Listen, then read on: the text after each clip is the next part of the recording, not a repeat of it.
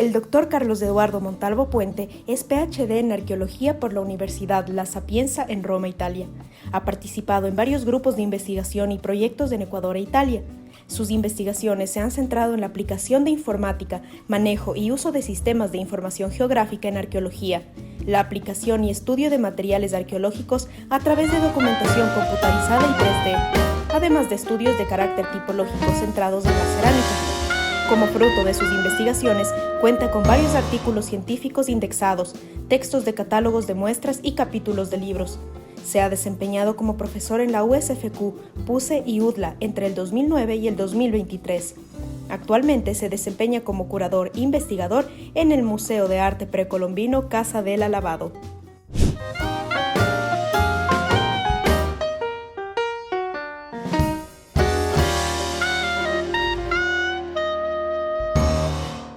Amigos, buenas noches. Hoy estamos con el arqueólogo Carlos Eduardo Montalvo Puente, quien nos va a dar su visión arqueológica justamente sobre la serie Religiones del Mundo que Quinta Parada ha venido trayendo a este programa. Bienvenido, Carlos Eduardo. Es un placer contar con tu presencia esta noche. Muchísimas gracias. Bienvenido, gracias por haber aceptado nuestra invitación, Carlos Eduardo.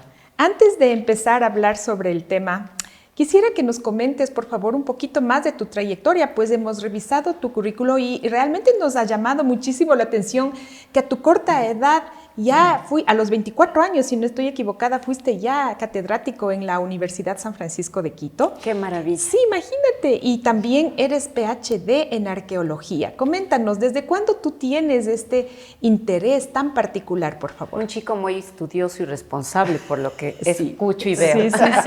Sí. Muchas gracias. Sí, realmente, bueno, mi afición por la historia y la arqueología empezó a los 11 años. Yo a los 12 ya sabía que quería hacer algo de corte histórico, pero seguramente debe haberse cruzado alguna película de Indiana Jones en el camino y ahí creo que algo se definió el tema de la arqueología.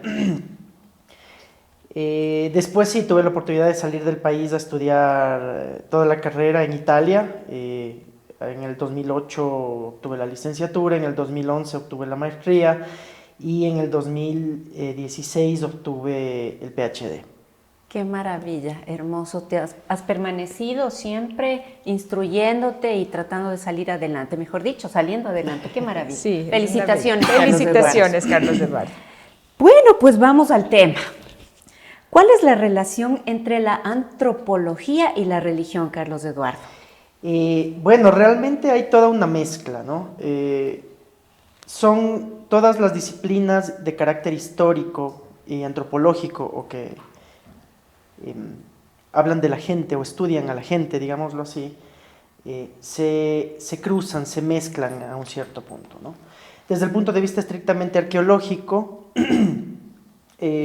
nosotros excavamos los contextos, pero los datos son compartidos. Pueden ser tanto los antropólogos desde un punto de vista de funcionamiento de la sociedad que los arqueólogos estamos estudiando, o específicamente el histórico de la religión, el que va a entrar al tema religioso, ¿no? Entonces sí hay unas delimitaciones de campos de estudio. Obviamente yo no me puedo meter muchísimo más de lo que el ámbito arqueológico me permite en las temáticas, pero para poder entender lo que yo estoy viendo a nivel de contexto arqueológico sí es súper importante que yo sepa qué se ha escrito, qué se ha hecho al respecto, porque eventualmente si yo estoy excavando, por ejemplo, una tumba, pongamos el ejemplo de una tumba, va a haber un ritual funerario, y el ritual funerario va a estar conectado a ciertas creencias. Entonces, para yo poder entender e interpretar de manera lo más correcta posible, por decirlo así, tengo que tener toda la visión global de lo que está pasando, lo que nosotros llamamos el contexto. De la misma manera, los datos que nosotros vamos a recoger van a retroalimentar al histórico de las religiones para confirmar que está habiendo un patrón de ciertos, por ejemplo, de un modo de sepultura específico para cierto tipo de religión, por ejemplo, o asociado a cierto tipo de culto. Ni siquiera le llamemos directamente religión porque puede ser un concepto bastante tardío, perdón. Entonces sí hay unas pequeñas delimitaciones. De todas maneras, compartimos saberes y eso creo que es lo que nos permite un poquito conversar de todo, ¿no? Y eso es lo que les permite a ustedes confirmar o desestimar alguna creencia, me imagino también, alguna tesis que se tiene sobre la religión. Por supuesto que sí. Interesante, ¿verdad? Carlos Eduardo, coméntanos, por favor, según la arqueología bíblica, ¿cuáles son los personajes del Antiguo Testamento? Bueno, la arqueología bíblica es una rama que aparece con el nacimiento de la disciplina, ¿no? Parte del interés de excavar, de investigar estas temáticas es tratar de dar sustento a las palabras, sobre todo del Antiguo Testamento y bueno, posteriormente del Nuevo Testamento. Imaginémonos que de todas maneras ya la madre del emperador Constantino, conocida en el santoral cristiano como Santa Elena, pues ella se convierte al cristianismo y dirige una expedición a Jerusalén en busca de las piezas de la verdadera cruz, ¿no? de los restos de la cruz de Cristo. Supuestamente los encuentra, una parte de la cruz se queda en Jerusalén, la otra se llevan a Roma y pues hoy por hoy se puede visitar la iglesia de la cruz verdadera que está cerca de la Basílica de San Giovanni, donde en teoría están los restos. Ahora, eso nos lleva a otro tema que es el tema de las reliquias en la Edad Media, ¿no? Cómo se empieza a formar todo el tema de las reliquias, y parte de recuperar las reliquias es, pues, saquear los sitios sagrados, claro, ¿no? El hueso de tal santo, el hueso de tal otro, el cabello, y así, ¿no? O sea, son un poco estos objetos tangibles que vuelven, en el caso del cristianismo, plasmables a la religión.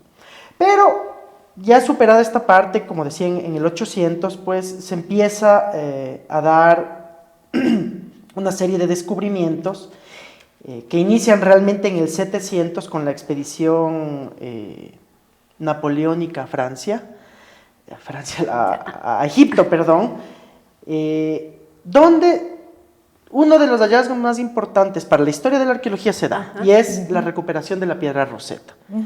¿Por qué es importante esto? Hasta inicios del 800, para los investigadores históricos sobre todo, era imposible leer los jeroglíficos, ¿no es cierto? Entonces eran, qué bonitas estas imágenes, estos dibujitos. Nada más, hasta ahí llegamos. Sí, hasta ahí llegamos, no se podía descifrar nada, no podíamos saber nada de lo que decían estos textos.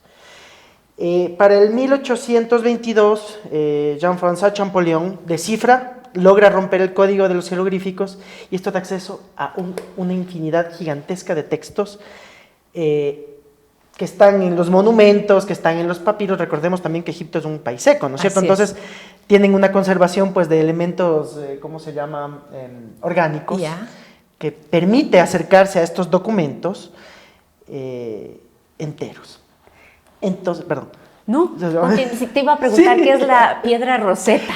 Justamente eso iba. La piedra Rosetta es una piedra que tiene inscripciones en jeroglíficos, en una especie de escritura simplificada de los jeroglíficos y en griego. Wow. Y es justamente el conocimiento del griego y la comparación con el griego antiguo, estamos hablando del periodo tolemaico. O sea, en egipcio eran me imagino, los jeroglíficos. Exactamente, pero recordemos que aproximadamente en el siglo III antes de Cristo, Alejandro Magno pues conquista toda esta área, incluido Egipto, y empiezan a haber faraones de origen griego. Entonces empezamos a ver que hay esta correspondencia también con textos griegos, y es justamente el poder encontrar el mismo texto en griego y en jeroglífico lo que permite que se descifre esto, ¿no? Coincidían, era el mismo texto. ¿Y el nombre de piedra Rosetta es porque la piedra como tal tiene alguna forma definida, o se le llama piedra Rosetta porque justamente por estos tres idiomas? Realmente se llama piedra de Rosetta porque el lugar donde la encontraron, me parece que se llamaba Rosetta. Realmente vamos a ver que en los hallazgos arqueológicos muchas veces el objeto en cuestión toma el nombre de la localidad. Hoy por hoy las culturas arqueológicas, al menos aquí en Ecuador, toman el nombre del lugar del primer descubrimiento. Por ejemplo, pensemos en Valdivia, ¿no es cierto? Valdivia no es un nombre prehispánico, es un nombre español, pero la población donde se encontró, que se llama Valdivia, pues da el nombre de la cultura. ¿Qué permite esto? Como les decía, acceder a todos los textos de época faraónica, y se empiezan a identificar nombres de personajes que vamos a ver en la Biblia. Entre algunos de estos, pues, Ramsés II, bueno, los faraones. Los faraones, ¿no? Y empiezan a ver este cruce de información entre, pues, la Biblia o los textos del Antiguo Testamento y los personajes históricos. Un poquito más adelante, estamos aquí en 1822, en 1800, mediados del 800, 1840, 1850, empieza a haber un proceso similar de excavación en la zona mesopotámica. Recordemos que para este entonces esta área es del Imperio Otomano, ¿no es cierto? No es toda la serie de países que tenemos hoy en día. Entonces los otomanos, pues las autoridades del Imperio Otomano autorizaban tanto a ingleses y franceses para excavar estos tel. ¿Qué son los tel? No son otra cosa que lomas de acumulación de sitios arqueológicos. Son colinitas que formadas por la sobreposición de niveles arqueológicos de diferentes ocupaciones. Quiere decir que había bastantes restos arqueológicos. Por supuesto. Claro. Estamos hablando de ocupaciones de 600, 700, 800, 1000 años, ¿no? Ya. O sea, incluso más tiempo. Misma cosa, se empieza a excavar, se empiezan a dar estos hallazgos, entre estos, es curioso, digamos, como dato curioso, los ingleses y los franceses entran en una competición por quien hace el hallazgo más espectacular, se empiezan entre ellos mismos a robar los hallazgos. Hasta ahora. Hasta ahora, sí, hasta sí. Ahora. Entonces, imaginémonos, ¿no? En el British Museum está toda esta gran colección de tablas con escritura cuneiforme, que formaban las grandes bibliotecas de los reyes asirios, provenientes de las ciudades más importantes, que poco a poco empiezan a ser descifradas, ¿no? Y misma cosa, se descifra el código de la escritura cuneiforme y se empiezan a identificar lugares de los que habla la Biblia, ¿no es cierto? Entonces dicen, mira, hay como estos reyes mesopotámicos que podemos ver también en la Biblia, por ejemplo, Asurbanipal. Bueno, después tenemos también a Nabucodonosor y muchos de los personajes bíblicos, ¿no? Y empiezan los arqueólogos biblistas pues a decir, pues miren que aquí hay una correspondencia, ¿no es cierto? Estamos viendo que el texto sacro... Sí, cuadra todo, sí. Cuadra todo, es un texto histórico, Ya. No estamos en el plano de lo mitológico O de la fe, ley. de la pura fe Exactamente. nada más. ¿Ya? Esto se da al mismo tiempo en el que se da otro punto de ruptura, ¿no? Pensemos que hasta este momento la concepción un poco de la antigüedad del mundo es, el mundo es viejo 4000 años. Ya. No hay más, ¿no? Y bueno, aquí viene un poco nuestro amigo Charles Darwin y patea el tablero, como se dice, ¿no? Publica en 1859 El origen de las especies y establece todo el tema de la teoría de la evolución, ¿no? Y pues de un día al otro, toda la academia, el mundo científico y el mundo en general se despierta sabiendo que el mundo no es viejo 4000 años, sino... Imagínate. ¿Y cómo más. estableció la teoría de la evolución? ¿En qué se dio cuenta? ¿En qué se fijó para afirmar esta teoría? En cambios biológicos, pero recordemos que previo a esto, Darwin y otros investigadores ya habían trabajado un poco el tema geológico, ¿no? Empezaron a ver las capas de la Tierra, después Darwin ya se mete en el tema más biológico y dice, miren que hay cambios, hay el tema de la especie más mejor adaptada, ¿no? La que más se adapta más fácilmente es la que sobrevive, y dice, bueno, aquí hay algo que no cuadra, pues vamos a ver que esto es mucho más antiguo de lo que estamos viendo. O sea, la misma especie en diferentes islas, pero que se adaptaban de Exactamente. diferente forma. Recordemos que parte de su teoría la desarrolla en las Galápagos, ¿no? Viene de viaje acá al Ecuador, está en las Galápagos, dice que raro, aquí hay algunas especies que en tierra firme no hay, unas que han cambiado así, otras que han cambiado de esta forma, Y ¿no? se adaptaban de acuerdo a la localización. medio ambiente. Sí, y a la localización de cada isla, ¿no? Las aves tenían que comer cierto tipo de alimento y desarrollaron pues que el piquito de sus aves sean más largos que otros siendo de la misma especie. Exactamente. Entonces, bueno, al final de todas estas observaciones, Darwin dice, miren que esto es mucho más antiguo de lo que parece, ¿no? Y da un poco al traste, digamos, con todas las... Claro, imagínate, qué horror. O sea, desmiente la Génesis, digámoslo así, ¿no? Claro. Sobre todo el libro de la Génesis. ¿Y qué pasa ahí cuando él dice, a ver, un momentito, esto no es así, no son 4000 años, es más? Bueno, se empiezan hay una serie de grandísimas discusiones, por no decir broncas directamente, o sea, y empiezan a discutir, ¿no? Por un lado, como digo, los arqueólogos de la Biblia, los arqueólogos biblistas, o hoy por hoy los que hacen arqueología bíblica, que se limita sobre todo a la zona comprendida en esta zona de Mesopotamia, el Medio Oriente, pero la zona palestina, la zona egipcia, toda esta área es la que cubre hoy por hoy esta arqueología bíblica. Por un lado, ellos están recibiendo confirmación de que ciertas cosas sí están, o sea, tienen confirmación histórica de que algunos de los hechos narrados... Han cotejado y sí coinciden. Exactamente. Ajá. Por el otro lado, hay otras observaciones de tipo biológico que dicen que miren que sí, bueno, pues esto puede ser hecho histórico, pero miren que esto va... de todas maneras, el Génesis, sobre todo, el Génesis tiene que ser leído en una clave un poco más alegórica, digámoslo así. No estamos hablando de... En el Génesis no estamos, en la Génesis no estamos hablando de hechos históricos en sí, ¿no? De fe. De fe. Y ahí empieza todo el problema también, porque empezamos la discusión ciencia versus religión, claro, o fe versus datos científicos, si queremos llamarlo así, ¿no? De todas maneras, bueno, hoy por hoy, cada quien zapatero a sus zapatos, cada quien estudia su... Por supuesto, por eso justamente, ¿no?, te invitamos para que nos compartas tu conocimiento y tu punto de vista desde tu profesión como arqueólogo. Así es. Carlos Eduardo, y justo de acuerdo a la arqueología, tu profesión, ¿podrías comentarnos sobre Noé y la epopeya de Gilgamesh? Por supuesto, justamente entre las tablas que se llevan pues los británicos al British Museum, hay una tablita que narra el diluvio, la parte del diluvio, ¿no es cierto? Claro. Entonces, claro, como les decía, esto es parte de los hallazgos que confirman los hechos, entre comillas, históricos de la Biblia, si queremos llamarlo así, ¿no? Y empiezan a reconstruir, se topan con este pedazo y empiezan a reconstruir y ven que este poema, o esta parte del poema de Gilgamesh, que es una serie mitológica en la cual habla de los trayectos, ¿cómo decirlo?, de los retos que enfrenta Gilgamesh tratando de encontrar la inmortalidad, pues se topan con un pedazo del diluvio, ¿no?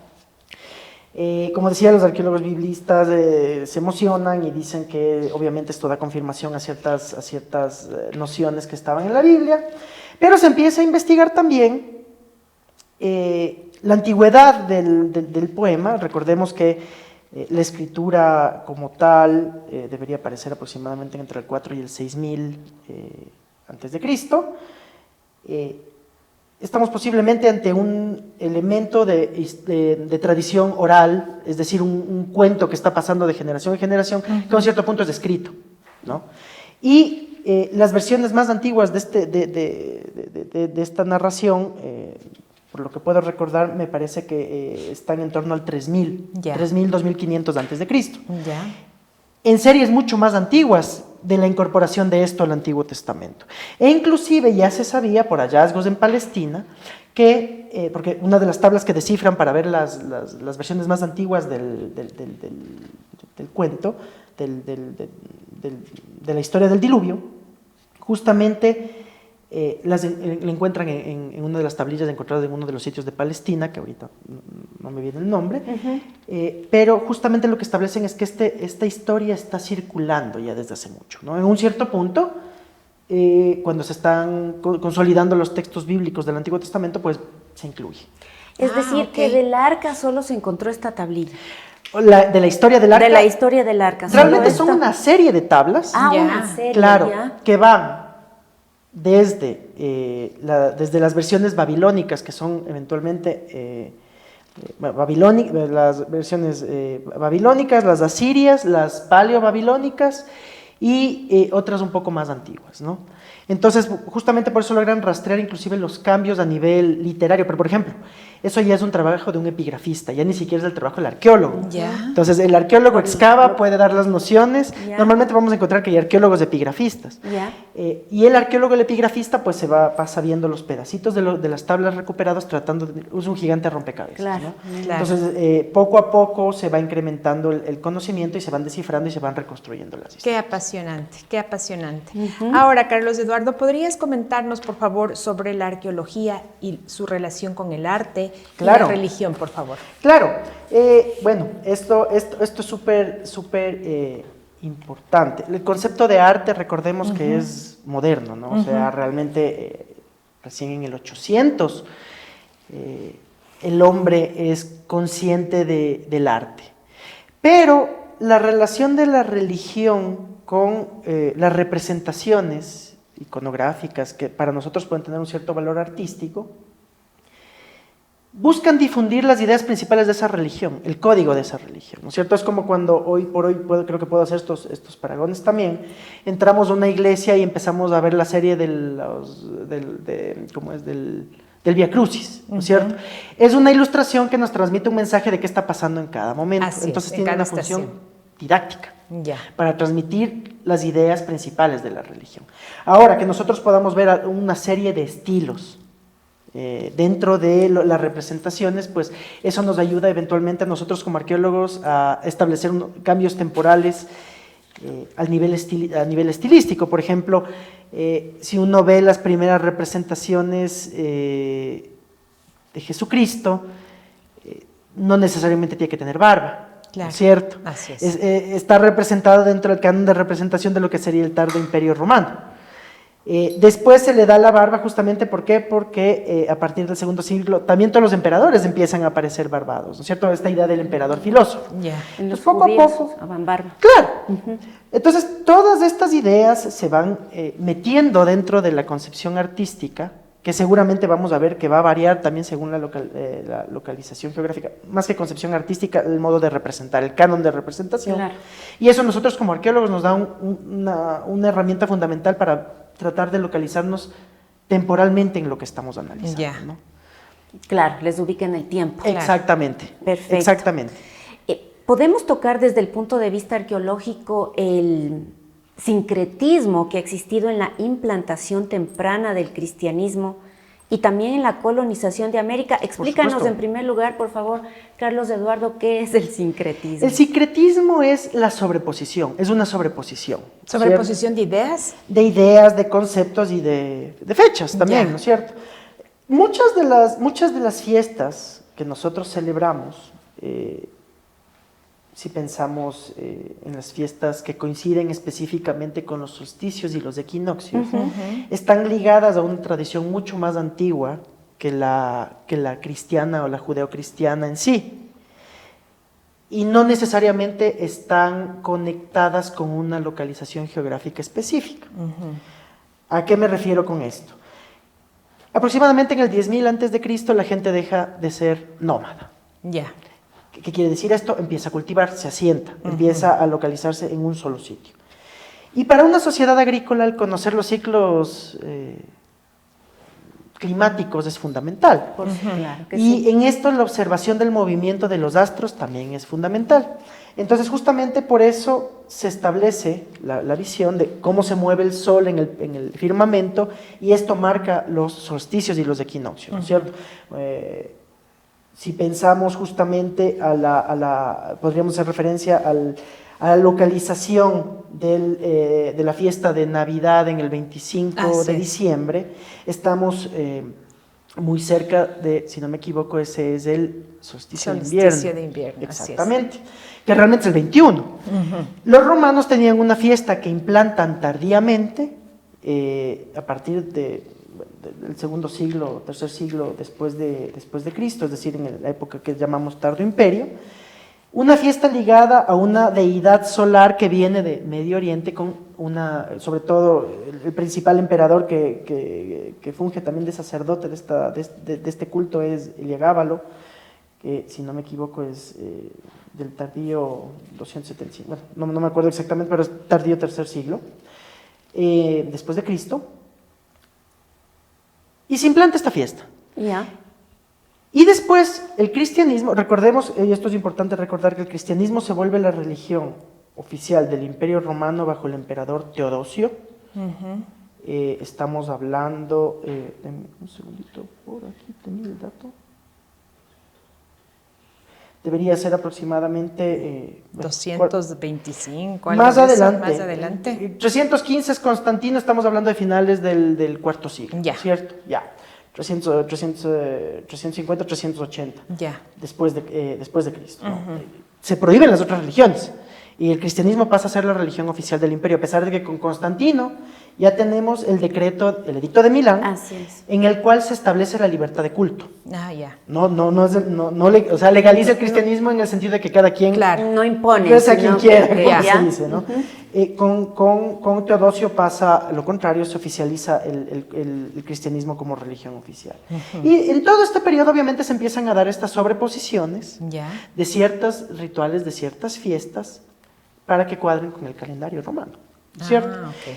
Que es un poco lo que pasa también con el proceso de conquista de América, ¿no es cierto? Se empiezan los conquistadores empiezan a tomar ciertas celebraciones, sobre todo los de la cosecha y de la siembra, y se empiezan a asociar, por ejemplo, si pensamos en la fiesta del Corpus Christi, que todavía se celebra hoy por hoy, ¿no es cierto? Así es. Entonces, hay esta sobreposición, hay esta relación sobre todo de las advocaciones de María con ciertos nevados, con ciertas montañas. ¿Esto para qué? Para poder llevar a la gente, acercar, en el caso del caso americano, acercar al culto cristiano a estas personas que no necesariamente están familiarizadas. Entonces se está camuflando una cosa como otra, digámoslo así, ¿no? Eso sería el sincretismo en sí. Ok. ¿Ya? Está claro. Pero esto es una cosa, como digo, que no es que vinieron los españoles y la implantaron acá. Esta es una cosa que está pasando básicamente desde que el cristianismo aparece, inclusive antes con otras religiones. Por algunos motivos, mucho del panteón clásico griego también pasa a Roma, ¿no? Por ejemplo, con otros nombres, pero con los mismos significados. Entonces, ahí también ya podríamos hablar de un proceso de sincretismo. Es un poco adaptación en este caso, pero de tipo religioso-cultural. Claro. Perfecto. He quedado así, ya, wow. Confuso, pero interesantísimo, ajá. ¿verdad? Luego Así es. del corte te hacemos unas preguntas Sí, que tenemos ahí, perfecto. algunas dudas. Regresamos pronto, amigos.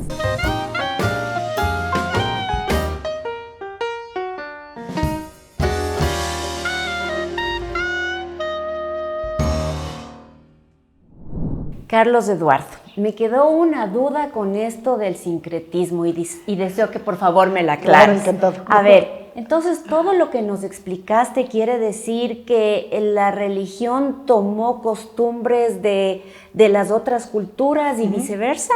¿Va por ahí el sincretismo? Por supuesto. El sincretismo es tal cual una sobreposición, ¿no? Ya. Y no solamente una sobreposición de tiempo, sino también una sobreposición de espacios. En el caso americano, ciertos lugares importantes reconocidos como lugares de culto se volvieron, o podemos encontrar hoy en día implantada una iglesia cristiana encima. Pero si vamos hacia atrás justamente, vamos a poder ver que lo mismo pasa en esta transición del paganismo, digámoslo así, o del culto romano, del panteón de dioses hacia el cristianismo, ¿no es cierto? Vamos a poder ver justamente un buen ejemplo de esto en el edificio del Panteón de Roma. Ya. El Panteón, inicialmente es concebido como un templo a todos los dioses. Ya.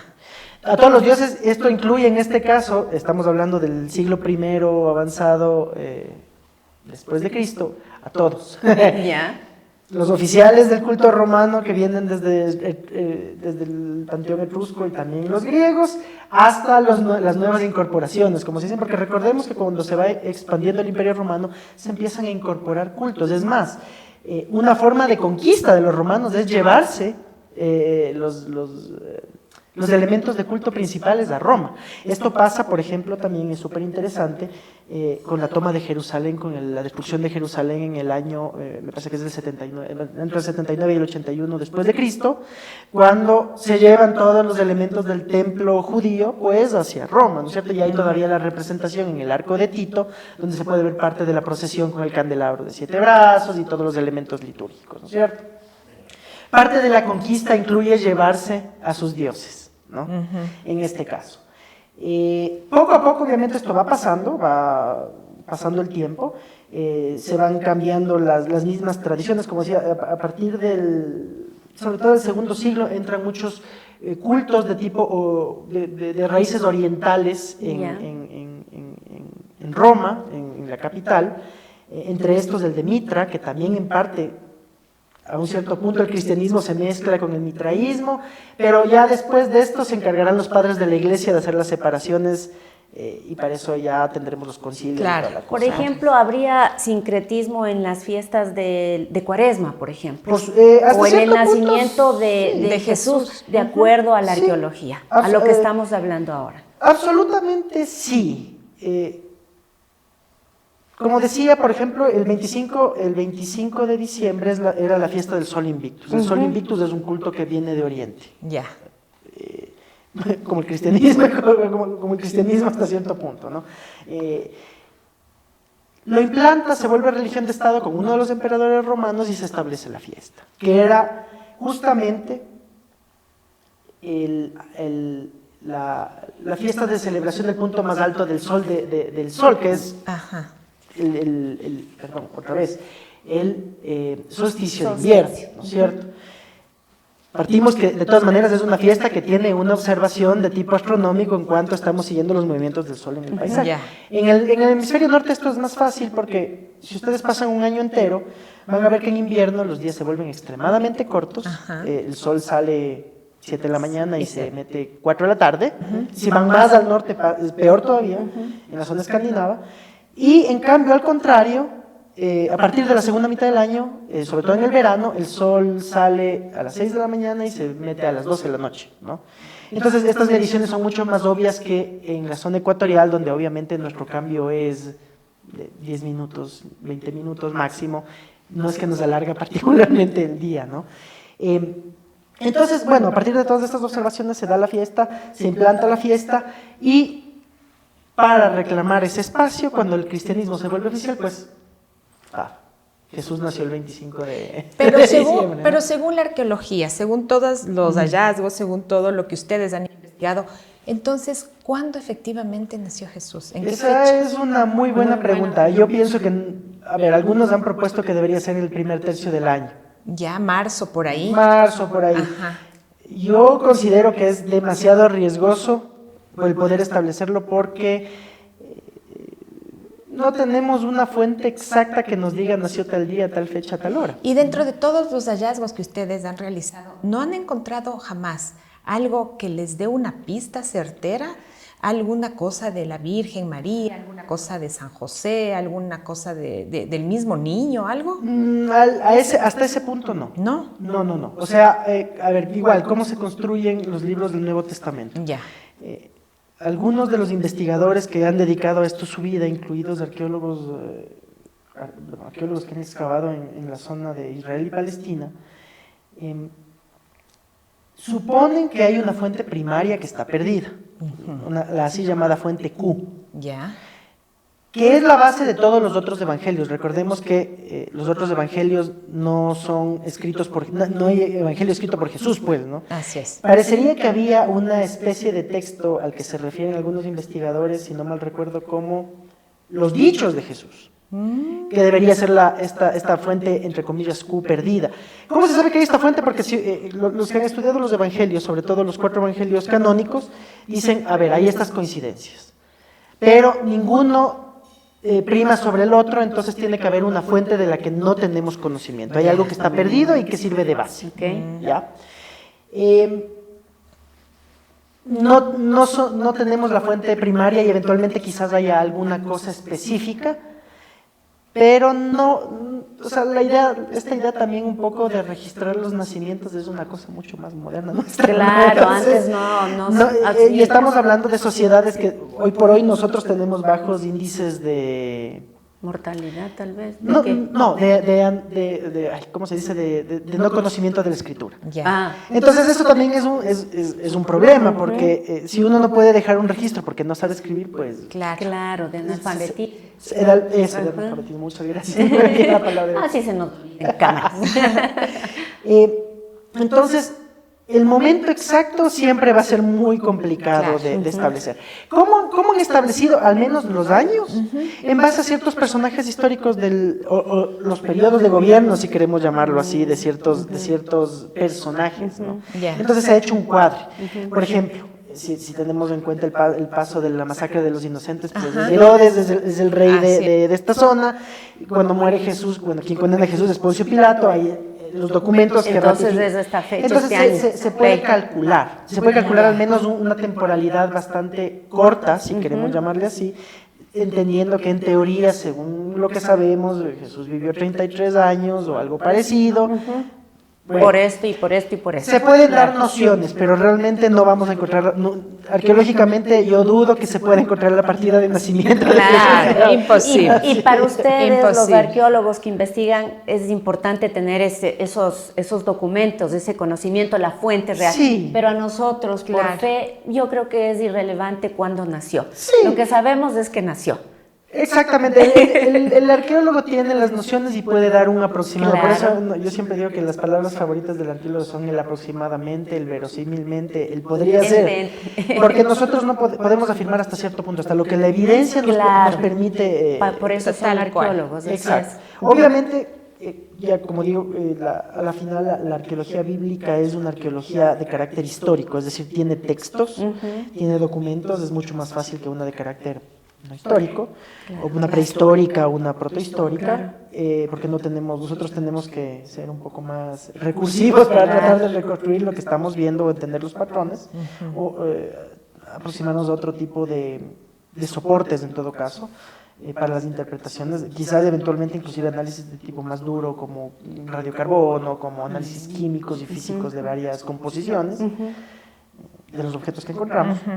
Pero cuando entramos en el campo de la arqueología bíblica y de la arqueología en general que posee escritura, es un poco más fácil porque es un poco ir a comprobar lo que dicen los documentos. Claro.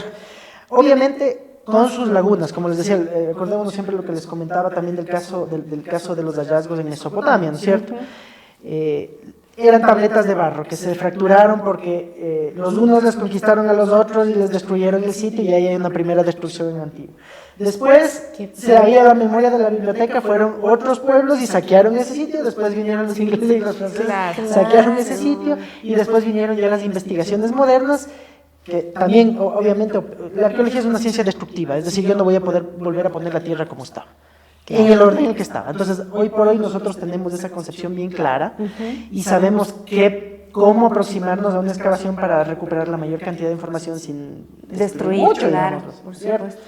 Y con ese cuidado, pues, hoy por hoy se siguen haciendo investigaciones bastante importantes en esa área geográfica, a pesar de todos los conflictos que hay, y sacando datos a la luz, ¿no? Claro. Pero, por ejemplo, hoy por hoy un epigrafista que va al British Museum y tiene cajas y cajas y cajas y cajas llenas de pedacitos de este porte con inscripciones tratando de recomponer una historia, una leyenda, un documento histórico, pues Tienen bastante trabajo. Tiene su reto, ¿no? Sí.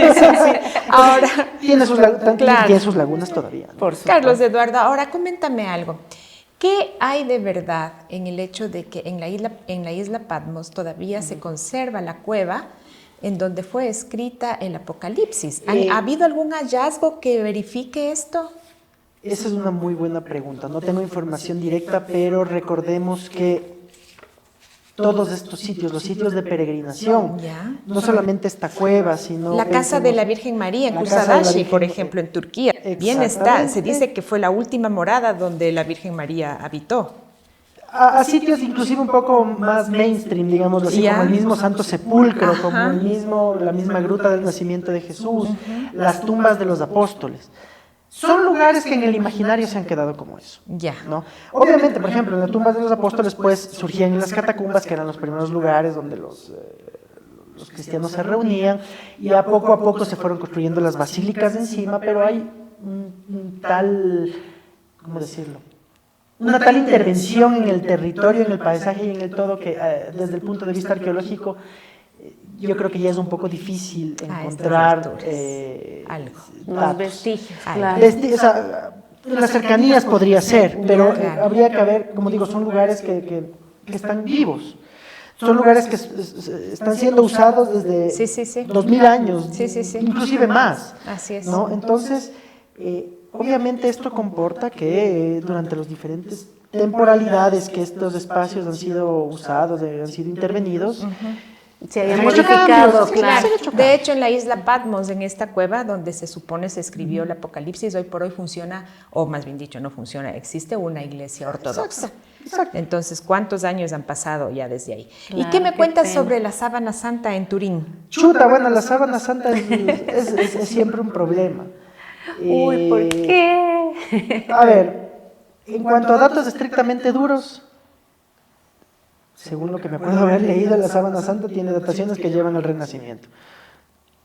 Ahora, algunos investigadores han justificado estos cambios posiblemente por restauraciones, por otro tipo de afectaciones. De todas maneras, recordemos que los muestreos de carbono 14 se contaminan, ¿no es cierto? Y peor con una cosa, o sea, uno cuando está excavando y tiene que recoger un carbón para obtener una datación, Ya. pues se pone guantes, se pone mascarilla, coge pinzas, aluminio, mete todo en el aluminio, envuelve el aluminio, mete en una Ziploc, mete en una caja, ¿cómo es? De las... Cerradas al... de estas de plástico, Ya. estas herméticas, Ajá. y le mete en un lugar oscuro hasta que pueda mandar al laboratorio. Ya. Esto en parte porque hoy por hoy ya es mucho más accesible hacer un análisis de este tipo. Hasta hace 20 años costaban miles y miles de dólares, hoy por hoy ya uno paga solamente en el orden de los, qué sé yo, 200, 300, 400 dólares cuando le va mal para un análisis. Obviamente eso dentro de un presupuesto de una excavación pesa, ¿no? O sea, no tiene que hacer un análisis, tiene que ser Varios. 20, 30, 40 análisis y ya empieza a volverse una cifra un poco Claro. elevada, ¿no es cierto? Claro. Entonces uno trata de tener la mayor cantidad de cuidado porque una muestra contaminada no va a dar un resultado, puede dar un margen muy amplio, por ejemplo. Ya.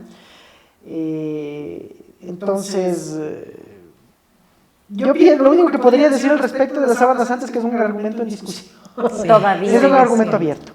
Y mismo discurso, ahí entramos en esta temática de la circulación de las reliquias, y inclusive ahí estamos metiéndonos ya en un tema mucho más de fe. Ya, claro. Entonces, es problemático cuando los científicos, no solo los arqueólogos, sino Ya. los diferentes científicos, porque hoy por hoy el estudio de la arqueología y de las antigüedades es una cosa súper interdisciplinaria, nos aproximamos a objetos que son de fe, Ya. porque obviamente puedes causar problemas, ¿no es cierto? Estás metiéndote con las creencias personales de las personas. ¿Y qué hay con respecto a la sangre congelada que se mantiene en la iglesia de Brujas, en Bélgica? Bueno, eso, verán, justamente entramos en el tema de La las sangre reliquias. congelada de Cristo, ¿no? Claro, por supuesto. Entramos, como les decía, en el tema de las reliquias. Alguna vez algún arqueólogo decía que si se ponía a unir todas las piezas de la verdadera cruz que están en circulación por el mundo, seguramente se puede construir un barco. Wow. Es el mercado de las reliquias. Ya. Es complicado. Nosotros obviamente no tenemos el hallazgo arqueológico, bueno, en teoría, del cuerpo de Jesús, no podemos sacar los cromosomas y el ADN de Jesús y decir, mira, sí, efectivamente es la sangre de Jesús. Estamos, como decía, en el ámbito de la fe. Ajá. Si es que las personas que creen que eso es ¿Verdadero? pues Que así sea. que sí sea. Está bien, a la Claro. final las creencias son un Totalmente tema completamente personal. Respetables y pero personales. absolutamente, pero inclusive desde el punto de vista histórico arqueológico ciertas cosas como decían, no se pueden probar. Ya. Ok. como decíamos con el tema del nacimiento de Jesús, no vamos a encontrar el acta Nada. de nacimiento Ok. de Jesús, entonces ese es un tema que va Para a quedar ustedes, claro, es algo que no se prueba. va a quedar Así es. laguna. Misma cosa, no tenemos el traseado, el ADN de la familia de Jesús para decir, mira, esta sí es la sangre de, al menos de algún pariente de Jesús o de Claro. Jesús. No tenemos los datos. Entonces, no teniendo los datos es complicado. Y en el Santo Sepulcro, que mucha gente peregrina y va a visitar el Santo Sepulcro, ¿es definitivamente ahí en donde fue Cristo? ¿Te has hecho esa pregunta tú, Sabrina? Pero por supuesto. Es sí, ahí, eso es lo que no- efectivamente. Sí. Con los lugares de peregrinación es entre comillas, un poquito más fácil porque hay una tradición oral. Y Ya. hay una tradición de permanencia sobre el territorio. Ok. Entonces, a pesar de que hayan podido ser modificados de cierta manera, bueno, obviamente después de la muerte de Jesús, su grupo más cercano debe haber vuelto el lugar donde fue crucificado, un lugar una meta de peregrinación. Y esa es una tradición que puede haberse conservado. Obviamente no les puedo decir exactamente qué ha pasado porque no me he leído toda la historia Ya. del Santo Sepulcro, pero hay una tradición encima. Es como lo que les decía también con las tumbas, con ciertas tumbas de ciertos santos. Ya. ¿no? Hay la tradición oral y después escrita conectada a este territorio.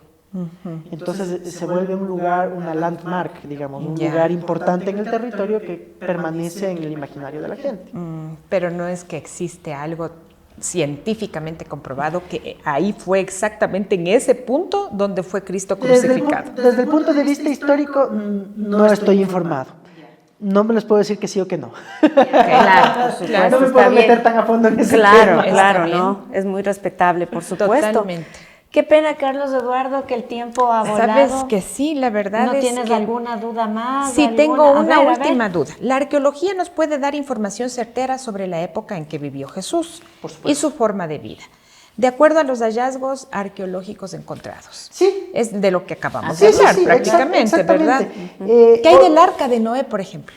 Bueno, del arca de Noé, más allá de la historia, no se ha encontrado todavía el arca, ¿no? ¡Qué bárbaro! Hay la historia, pues, de que en el monte, en este caso el monte Ararat, estaba varada el arca, pero no se ha encontrado. Y tan grande y todo, figúrate, ¿qué pasó con todo eso? Muy probablemente es, como les comentaba al inicio, es el... a ver, en casi todos los pueblos del mundo hay una tradición de una inundación. Ajá. Inclusive aquí en las culturas de América, en los Cañari, por ejemplo, aquí en Ecuador hay, Ya. hay una leyenda ligada a la creación del pueblo leyenda, Cañari. ok. Del origen del pueblo Cañari, en cuanto hubo una gran inundación y fueron unas guacamayas las que se mezclaron con dos hermanos y de ahí salen los Cañari. Así para hacerla breve. Así breve y fue, resumida. así es verdad. Recordemos que hasta antes más bien dicho, aproximadamente entre el 15 y entre el 20.000 y el 10.000 antes del presente o antes de Cristo, hay un fenómeno muy importante a nivel tierra en el cual se termina la era glacial, digamos, ¿cierto? ¿Y qué produce esto? Se derrite. Que se los derrita y que hielos, el sí, perfil claro. costero en el que nosotros nos vemos hoy por hoy, pues desaparezca. Así es. Entonces, ahí está el origen de estas historias, ¿no? Ya. Puede haber sido un evento, no es un evento que hoy estamos y mañana se inundó. Es un evento progresivo, pero sí hay un desplazamiento de gente y muy probablemente eso es parte de este imaginario colectivo que llevamos como humanos, como Homo sapiens, digámoslo así, Claro. dentro de nuestras historias Y que pasaron. es la Así fe es. la que nos... Y Lo de- mismo de Jericó, Ajá. que se... Claro, exactamente. Y se derribó la pared, el muro.